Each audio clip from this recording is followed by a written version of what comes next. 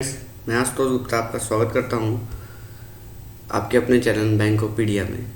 Friends, इस video में हम बैंक एग्ज़ाम के बारे में बात करेंगे। उसका एग्ज़ाम का पैटर्न क्या होता है, क्या लेटेस्ट पैटर्न चल रहा है। फिर उसके बाद सिलेबस देखेंगे। क्वांट का सिलेबस अलग, रीजनिंग का सिलेबस अलग, इंग्लिश का सिलेबस अलग, सबके बारे में बात करेंगे। क्या सिलेबस है, क्या आता है, क्या नहीं आता है।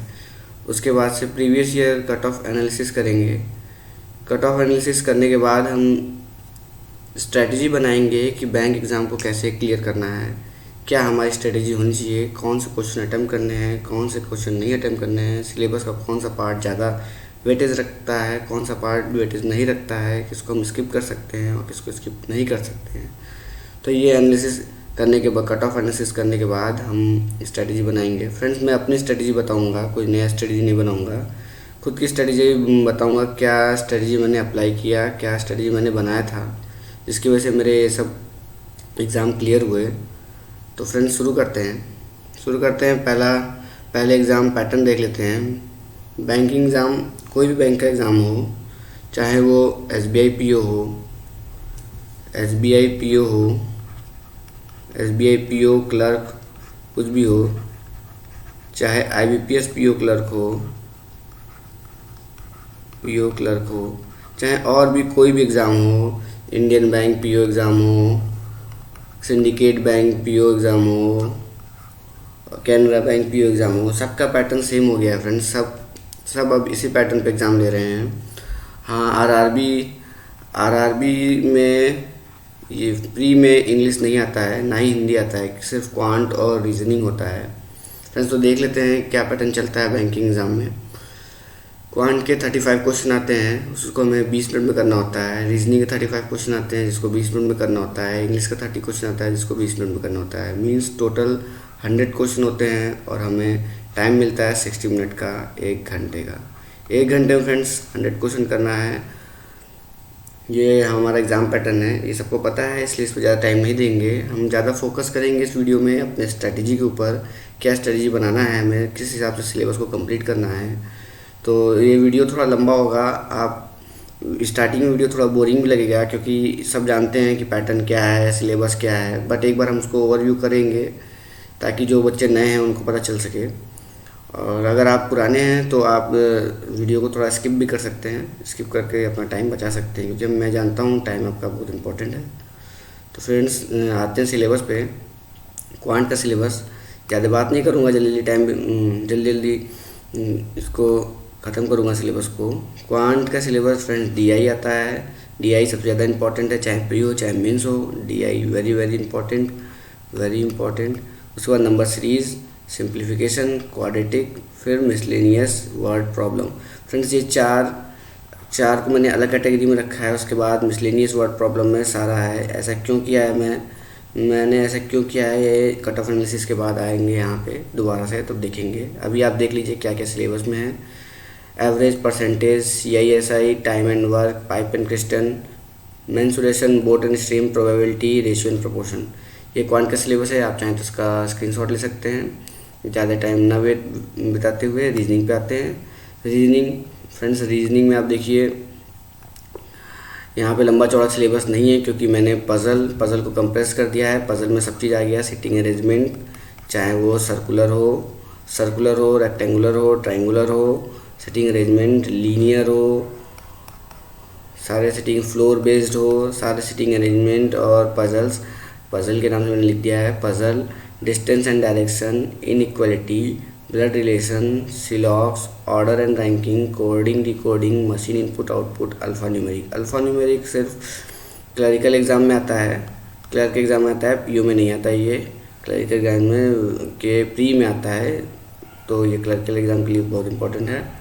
तो रीजनिंग का ये सिलेबस हुआ आपका। उसके बाद हम आते हैं इंग्लिश पे। इंग्लिश बैंक में इंग्लिश नहीं आता, बैंक के एग्ज़ाम में आता है आपका इंग्लिश लैंग्वेज आता है। इंग्लिश लैंग्वेज आता है। फ्रेंड्स, इंग्लिश लैंग्वेज का मतलब हुआ आपको ग्रामर पे ज़्यादा फोकस नहीं करना है, आपको रीडिंग पे ज़्यादा फोकस करना है, लैंग्वेज बोल चाल पे फोकस करना है इंग्लिश के।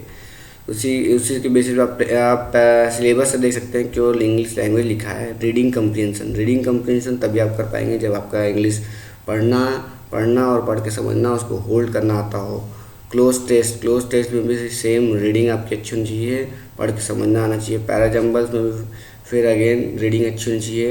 एरर स्पॉटिंग, बस एरर स्पॉटिंग ऐसा टॉपिक है जिसमें आपको ग्रामर की ज़रूरत है, और आगे हम जब स्टडी बनाएंगे तो देखेंगे इससे कैसे डील करना है। मैच द कॉलम में भी आपको पढ़ने आना चाहिए कि पढ़ के कैसे कनेक्ट कर सके वर्ड को। हाँ फ्रेंड्स, इतना ही सिलेबस है इंग्लिश का। आपको लग रहा होगा बहुत कम है, नहीं, क्योंकि आपको बताया जाएगा सिलेबस में क्लोज टेस्ट के ढेर सारे नाम, fill in the blanks, single filler, double filler वगैरह वगैरह, ढेर सारे फैंसी नाम के साथ सिलेबस को बड़ा किया जाता है। फ्रेंड्स, ये सब क्लोज टेस्ट ही हैं। अगर आपको पढ़ने आता है, रीडिंग अच्छी है आपकी, आप वर्ड को समझ सकते हैं, सेंटेंस को कनेक्ट करके समझ सकते हैं क्या कह रहा है, तो आप ये सब कर लेंगे। और ये सब क्लोज टेस्ट का ही एक हिस्सा है। मैं इन सबको एक ही मानता हूँ, इसलिए इसको क्लोज टेस्ट में लिखा हूँ। जितना लंबा सिलेबस आप देखेंगे उतना आपको प्रेशर रहेगा, जितना छोटा सिलेबस देखेंगे आपको उतना रिलीफ रहेंगे और आप फ्रीली पढ़ाई कर सकेंगे। तो ये सिलेबस हमारा ख़त्म हुआ। क्वांट रीजनिंग इंग्लिश आपका सिलेबस देख लिया फटाफट, आप स्क्रीनशॉट ले लिए होंगे। इस पर ज़्यादा टाइम नहीं देना हमें। अब हम करते हैं, विस्तार से करेंगे कट ऑफ एनालिसिस और स्ट्रेटजी। ये वीडियो बनाने का मोटो यही है कि हम कट ऑफ एनालिसिस करें और इस पर स्ट्रेटजी बनाएं। तो हम प्री की बात करेंगे। मेंस जब प्री ख़त्म हो जाएगा अभी इस बार का 2020 का, तब हम मेंस के लिए अलग सेपरेट वीडियो बनाएंगे और उसकी स्ट्रेटजी भी देखेंगे। इस वीडियो में हम प्री का स्ट्रेटजी देखेंगे। तो मैंने SBI PO का 3 साल का कट ऑफ और IPS PO का 3 साल का कट ऑफ लिया है। फ्रेंड्स, बाकी जितने भी एग्ज़ाम होते हैं, चाहे RRB PO हो, चाहे इंडियन बैंक, चाहे कोई भी हो, सबका कट ऑफ मोर और लेस ऐसे ही जाता है। और अगर क्लर्कल कट ऑफ की बात करें, क्लर्क एग्ज़ाम के कट ऑफ की बात करें, तो जो PO का एग्ज़ाम होता है उससे प्लस 7 to 10 मार्क्स, 7 to 10 नहीं कर सकते, 7 to 8 मार्क्स अप होता है।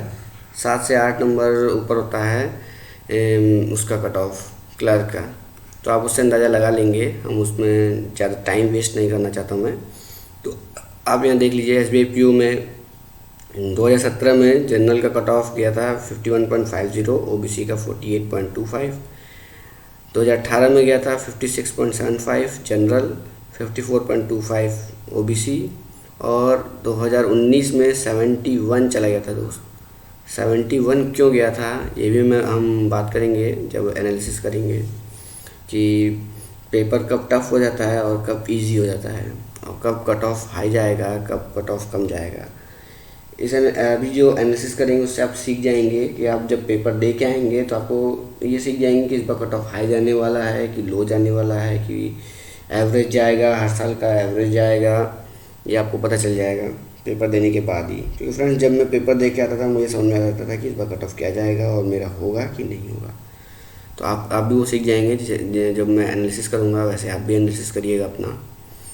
OBC का कट ऑफ गया था 68.25, और IPS PO 2017 में जनरल कट ऑफ गया था 42.75 और OBC का 42.25। IPS PO का 18 का कट ऑफ गया था 56.75 और OBC का गया था 55.50। तो 19 में कट ऑफ गया था 59.75 जनरल का, 59.75 OBC का। तो दोस्त, आप कट ऑफ से क्या समझ आ रहा है आपको? कट ऑफ को देख के आपको पता चल रहा होगा कि ट्रेंड, जिस हिसाब से ट्रेंड है आने वाले समय में, कट ऑफ आपका 55 से नीचे नहीं जाने वाला। 55 से नीचे नहीं जाने वाला, कट ऑफ आपका 55 के ऊपर ही रहेगा। और दोस्तों 70 से ऊपर नहीं जाने वाला। हाँ, 71 आपको यहाँ दिख रहा है। 70 से ऊपर कहने का मतलब अगर आप सेफ होना चाहें तो उसको 72-3 रख सकते हैं। PO का मैं बता रहा हूँ, क्योंकि PO के एग्ज़ाम में इससे ज़्यादा नहीं जाएगा दोस्त। ये नहीं कि पीओ के एग्ज़ाम में 80 कट ऑफ जा रहा है, 85 कट ऑफ जा रहा है। क्लरिकल में जा सकता है, क्लरिकल एग्ज़ाम में 80 कट ऑफ जा सकता है, 82 जा सकता है। लेकिन अगर पीओ की बात करें तो 70 अगर आप सेफ लेना चाहें तो इसको 70 की जगह 75 ले लीजिए, 75 नहीं 72 ले लीजिए, ठीक है 72। तो आपका रेंज हो गया 55 to 72 कट ऑफ का रेंज। तो इतना नंबर लाना है आपको, इतना नंबर लाना है तो मेरा मानना है कि आपको 80 to 85 अटैम्प्ट करके आने हैं। क्वेश्चन के अटैम्प्ट 80 to 85 होने चाहिए विथ 90+% एक्यूरेसी। 90+% एक्यूरेसी के साथ आपको 80 to 85 क्वेश्चन अटैम्प्ट करने हैं। अगर आप 80 to 85% क्वेश्चन अटैम्प्ट करते हैं, 80 to 85 क्वेश्चन अटैम्प्ट करते हैं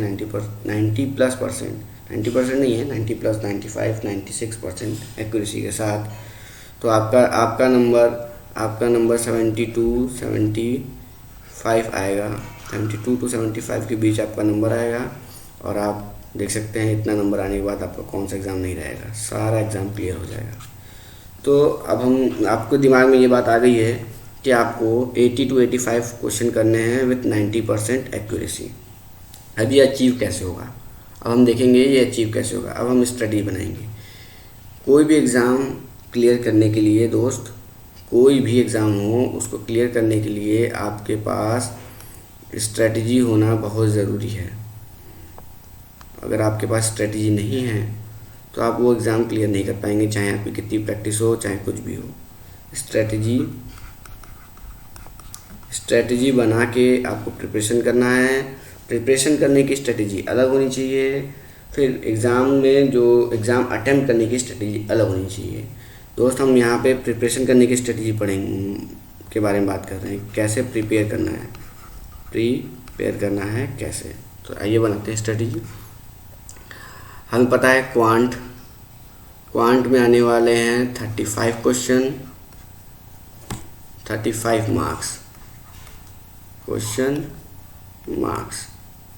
रीजनिंग में आने वाला है 35 क्वेश्चन, 35 मार्क्स। और इंग्लिश में आने वाला है 30 क्वेश्चन, 30 मार्क्स।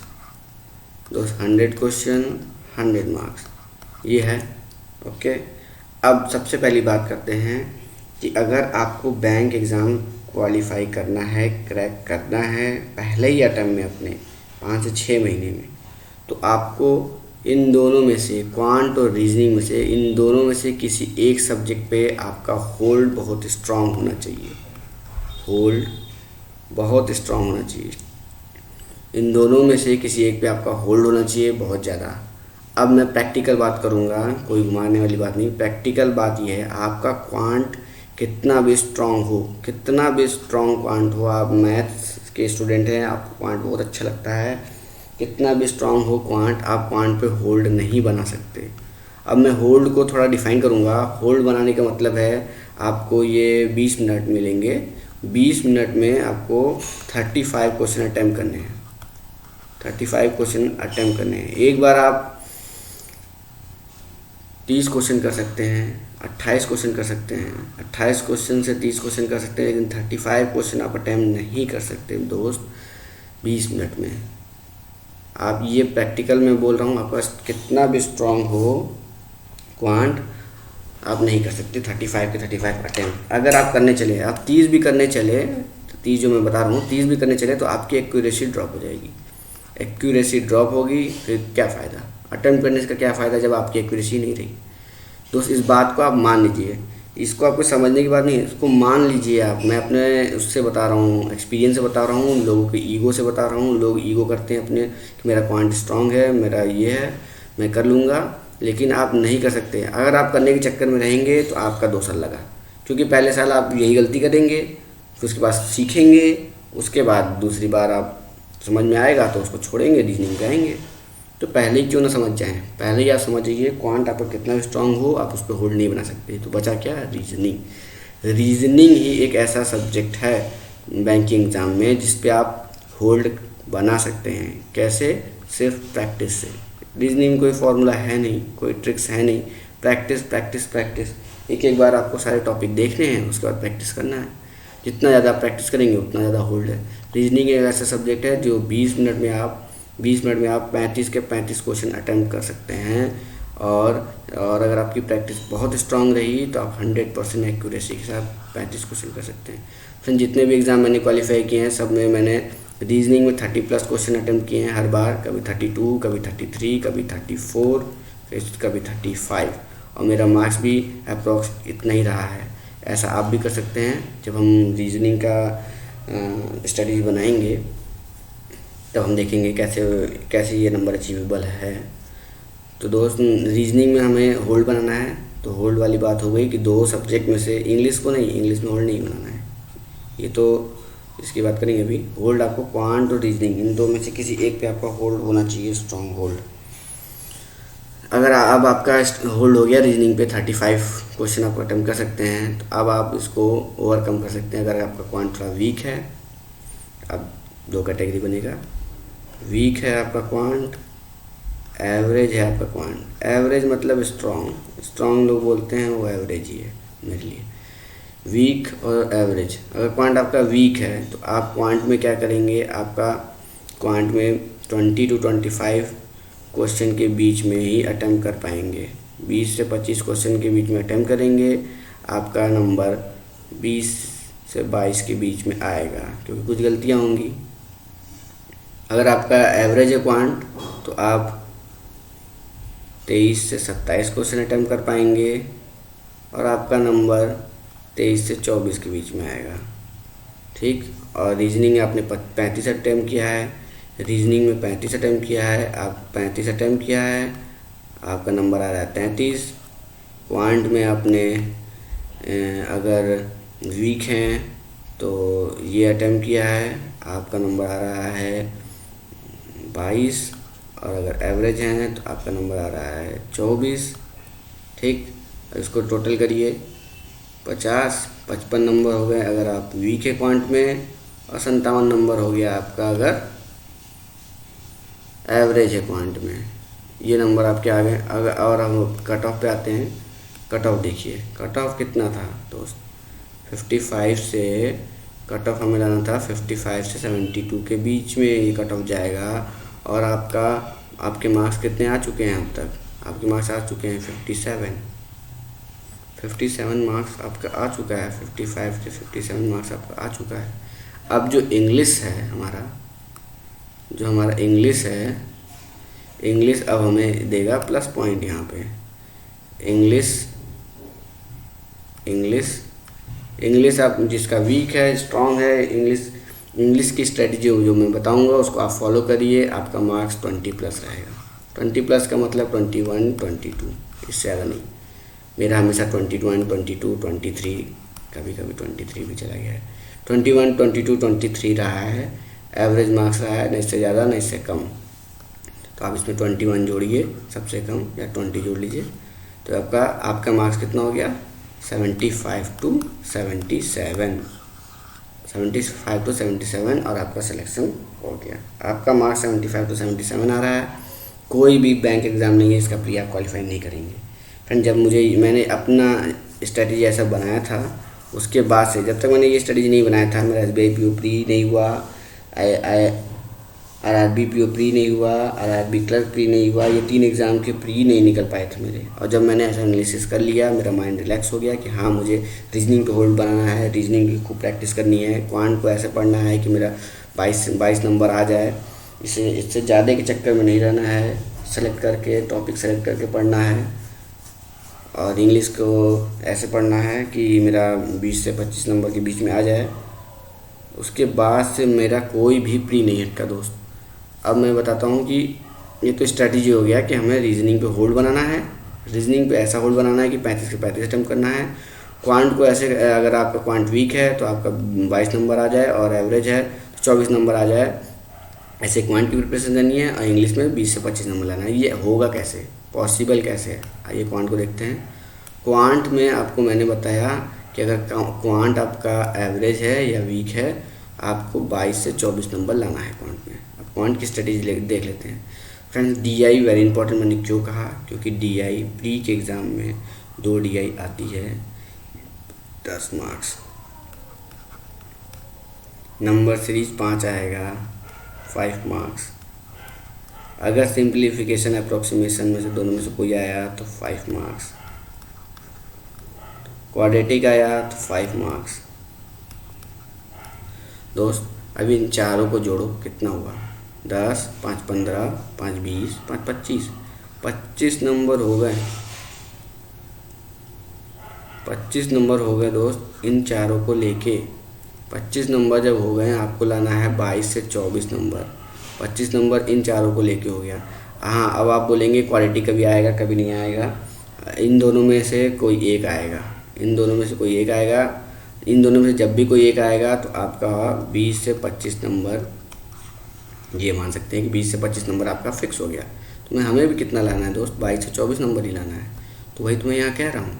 और जो SBI PO का 71 नंबर कट ऑफ गया था दोस्त, वो क्यों गया था, अब आपको समझना होगा कि पेपर इजी कैसे हो गया। पेपर इजी तब होगा जब आपका सिंप्लीफिकेशन भी आ गया, क्वाड्रेटिक भी आ गया। अब देखिए DI है, DI आनी ही आनी है 10 मार्क्स, तो इसको प्रैक्टिस करनी ही करनी है। DI की प्रैक्टिस कैसे करेंगे वो हम बताएंगे जब DI पढ़ेंगे। 10 मार्क्स, ये 10 मार्क्स आपको 7 से 8 मिनट में लाना है। 7 से 8 मिनट में लाना है। ये कैसे आएगा, ये जब हम पढ़ेंगे तो मैं बताऊंगा। हम अटेम्प्ट करते हैं DI, दोनों DI प्री का, तो मेरा 7 से भी कम मिनट में हो जाता है। 6 से 7 मिनट में मैं दोनों DI कर लेता हूँ। नंबर सीरीज, ये 5 मार्क्स आपको 2 मिनट में लाना है। सिंप्लीफिकेशन, ये 5 मार्क्स आपको 2 मिनट में लाना है। सॉरी, नंबर सीरीज 3 मिनट में ला लेंगे आप। और सिंप्लीफिकेशन 5 क्वेश्चन 2 मिनट में आ जाएगा आपका। क्वाड्रेटिक 5 क्वेश्चन 2 मिनट में आ जाएगा आपका। टोटल जोड़िए 8, तो 10 2 3 15।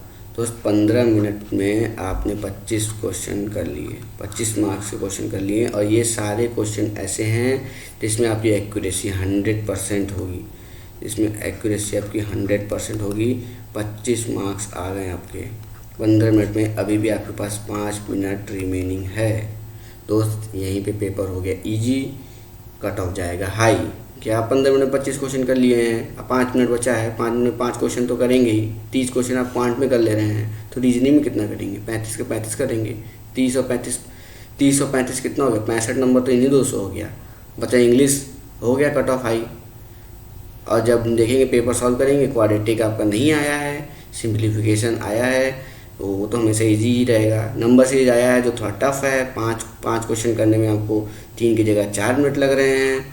और DI मॉडरेट नहीं है, इजी नहीं है, मॉडरेट आ गया है, तो आपका 7 से 8 की जगह 9 से 10 मिनट लग रहा है। तब आपको यही 20 से 25 क्वेश्चन करने में 18 मिनट लग जाएगा। 18 मिनट लग जाएगा, आपके पास 2 मिनट बचा है, मैक्सिमम 2 क्वेश्चन कर पाएंगे। मतलब आपका 22 से 24 नंबर आ रहा है, जो कि हमारा टारगेट है। अब ये बचे हुए 5 मिनट को कैसे यूटिलाइज़ करना है, बचे हुए 5 मिनट को इन सब में यूटिलाइज़ करना है। इन सब में भी आपको एवरेज पे कमांड होनी चाहिए, परसेंटेज पे, CISI के बाद रेशियो एंड प्रोपोर्शन पे। और एक और चैप्टर होता है एजेस छूट गया, एज पे, इस पे ये 1 2 3 4 5 टॉपिक पे ऐसी कमांड होनी चाहिए कि ये 5 टॉपिक ऐसे हैं ही जिसको आप विदाउट पेन और पेपर सॉल्व कर सकते हैं, या फिर आपको 20 से 30 सेकंड लगेगा इस क्वेश्चन को सॉल्व करने में। तो आपके पास जहाँ 2 मिनट 3 मिनट बचा, आप फिल्टर किए, आप पेपर में जल्दी जल्दी आगे बढ़े, देखे कि कौन सा, जैसे ही आपको एवरेज क्वेश्चन दिखा फटाक से उसको मारे, परसेंटेज दिखा फटाक से उसको मारे, स्किप नहीं करना है, क्योंकि आप यही सब पे कमांड बना के आए हैं। आपको यही सब क्वेश्चन खोज के सेलेक्ट करके अटेम्प्ट करना है। तो आप इन सब पे कमांड रहेगा आपका, आप फट जैसे दिखेगा आप क्वेश्चन सॉल्व करेंगे। 5 मिनट में 3 क्वेश्चन तो आप सॉल्व कर ही लेंगे। बस आपका टारगेट पूरा हो गया, पॉइंट का 22 से 24 नंबर आ गया। इसके लिए आपको बस इन सब पे कमांड बनाना है। DI की बहुत ज़्यादा प्रैक्टिस करनी है। खाली DI जब भी क्वांट पढ़ने चलना है, 2 दिन भर में 4-5 DI लगाना है। नंबर सीरीज के डेली 20 से 25 क्वेश्चन लगाने हैं। सिंप्लीफिकेशन के डेली 20 से 25 क्वेश्चन लगाने हैं। क्वाड्रेटिक के डेली 20 से 25 क्वेश्चन लगाने हैं।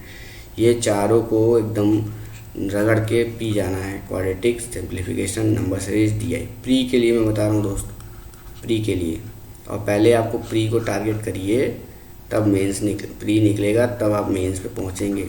लोग बेसिक पढ़ पढ़ के फॉर्मूला पढ़ के इतना पढ़ लेते हैं, उनको सब आता है, लेकिन उनका प्री नहीं निकलता है।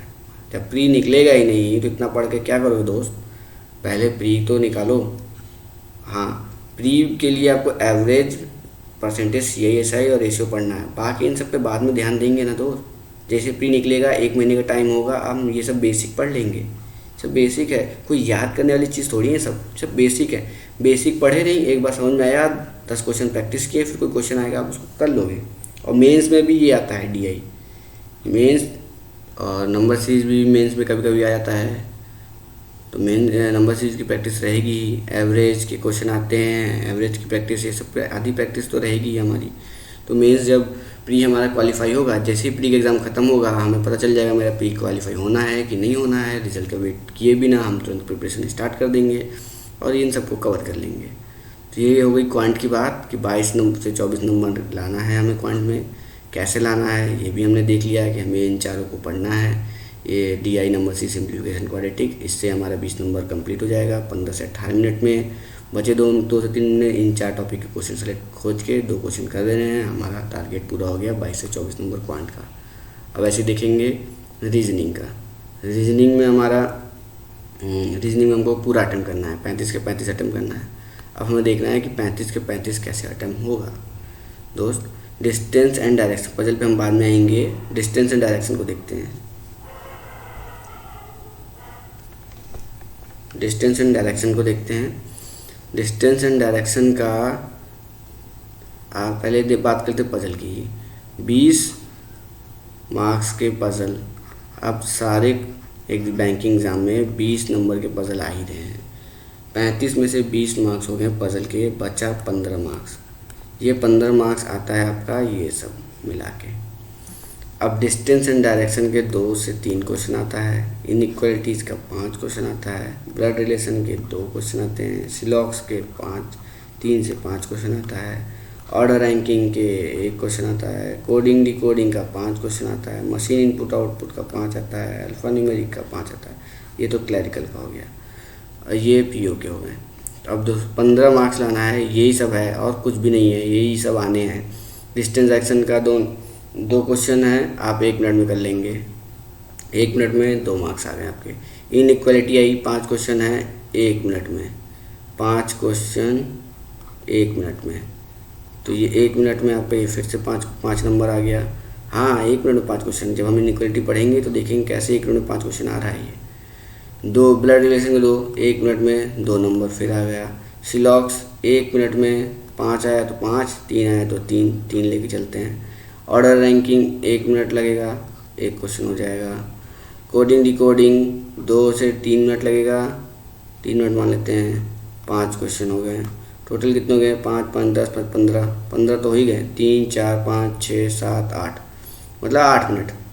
8 मिनट में 5, 10, 15, 16, 17, 18 नंबर का मैंने बता दिया है। तो आप 7 मिनट ले लिए। 7 मिनट में आपके 15 क्वेश्चन ये हो गए। बचा कितना है आपके पास? 13 मिनट। 20 में से 13 मिनट। 13 मिनट में आपको ये 20 मार्क्स लाने हैं।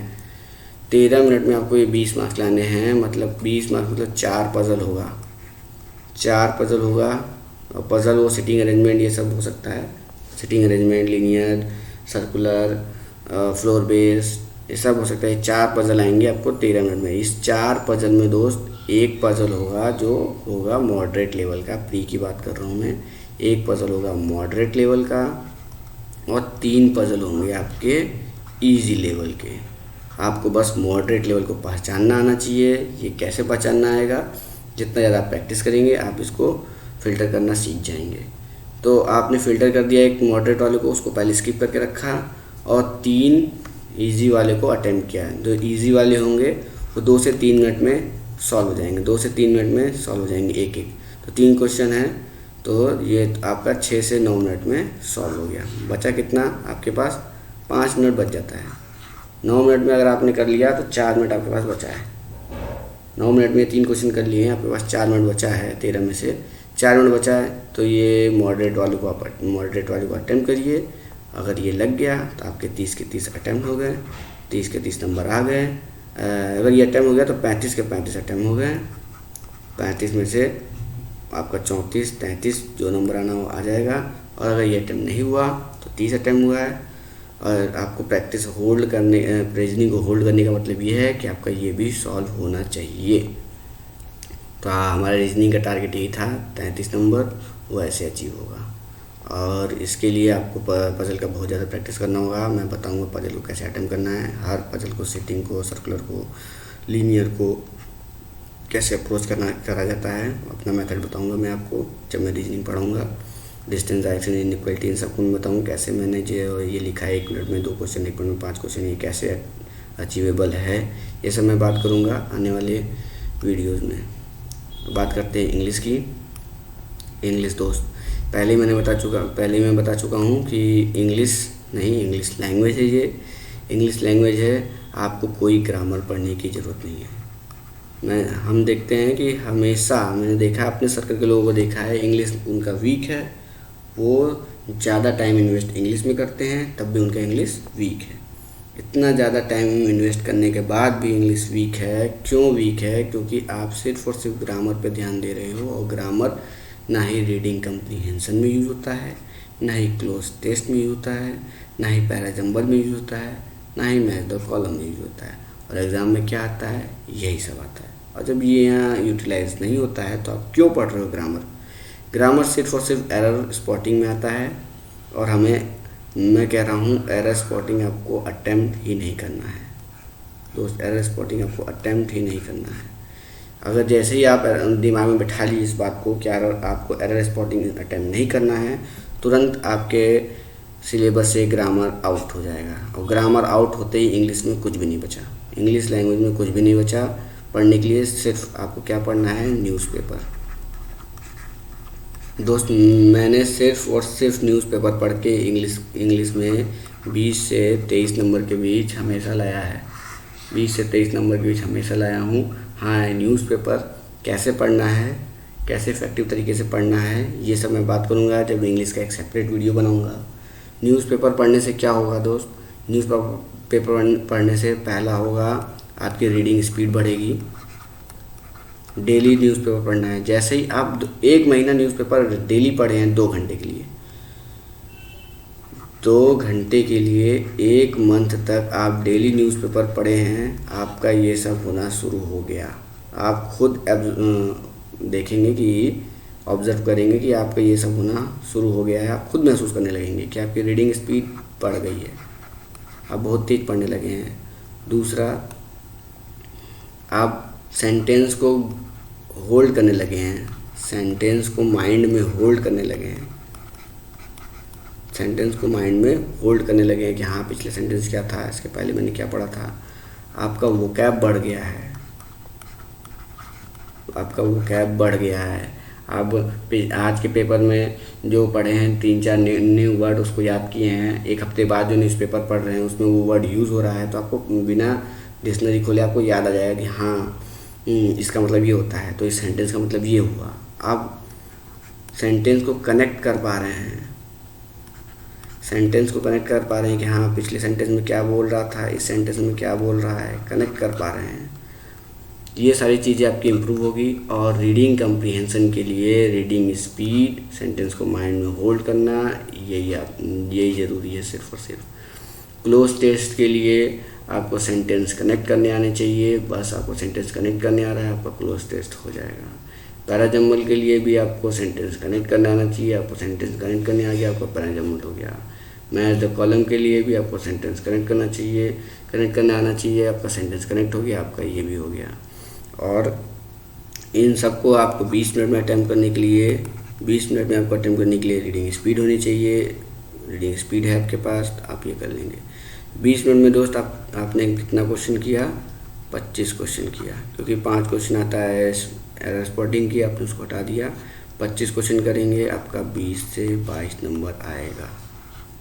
अगर आप न्यूज़पेपर पढ़े हैं 2 घंटे डेली, बिना नागा किया डेली पढ़े हैं, और मैं बताऊंगा किस तरीके से पढ़ना है और क्या पढ़ना है। जब मैं इंग्लिश पे एक सेपरेट वीडियो बनाऊंगा। दोस्तों, ये यहाँ हमारी स्ट्रेटजी कंप्लीट होती है। हमने स्ट्रेटजी में क्या देखा? स्ट्रेटजी में देखा कि हमको रीजनिंग, क्वांट, इंग्लिश इन तीनों में से रीजनिंग में होल्ड करना है, रीजनिंग में होल्ड बनाना है, होल्ड बना के उसमें 35 के 35 अटैम्प्ट करने हैं। क्वांट में हमको 25 से 27 अटैम्प्ट करना है। कैसे अटैम्प्ट करना है ये भी मैंने बताया। इंग्लिश में हमें 25 अटैम्प्ट करना है। कैसे अटैम्प्ट करना है मैंने ये भी बताया। टोटल हमारा अटैम्प्ट कितना हो गया? 25 दूनी 50, 85। टोटल हमारा अटैम्प्ट हो गया 85। हमारा एक्यूरेसी है 90+%। क्यों? क्योंकि इंग्लिश में हमने 25 किया, हमारा 2 गलत हो गया।